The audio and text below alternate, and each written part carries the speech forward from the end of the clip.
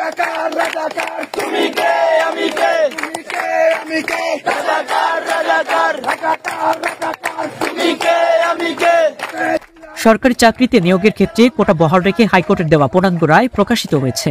রায়ের পর্যবেক্ষণে আদালত বলছেন, বঙ্গবন্ধু হত্যার পর 21 বছর মুক্তিযোদ্ধা, তাদের সন্তান ও নাতি নাতনিরা সামাজিক, অর্থনৈতিক ও রাজনৈতিকভাবে ক্ষতিগ্রস্ত হয়েছে, যা দেশের নাগরিকদের মধ্যে তাদের সবচেয়ে পিছিয়ে পড়া অংশে পরিণত করেছে।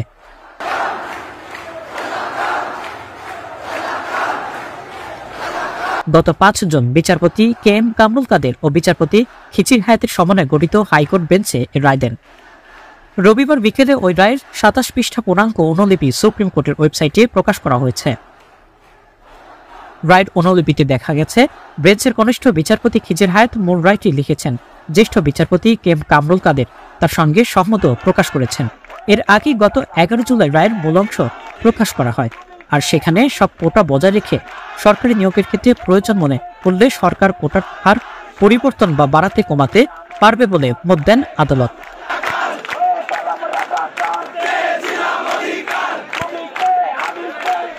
রিট আবেদনকারী পক্ষের যুক্তি ইতিহাসের পর্যালোচনা তুলে ধরে রায় বলা হয়েছে, 1975 সালে জাতির পিতা বঙ্গবন্ধু শেখ মুজিবুর রহমানকে সপরিবারে নির্মমভাবে হত্যার পর বিপুল সংখ্যক মেধাবী ও যোগ্য মুক্তিযোদ্ধাদের দৃশ্যপটের আড়ালে ঠেলে দেয়।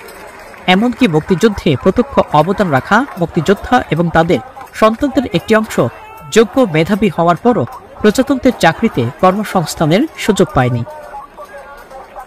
রিটকারী পক্ষের এই যুক্তিতে বিবাদীদের কোনো বিরোধিতা ছিল না উল্লেখ করে রায় বলা হয়েছে, মুক্তিযোদ্ধারা আমাদের জাতির গর্ব।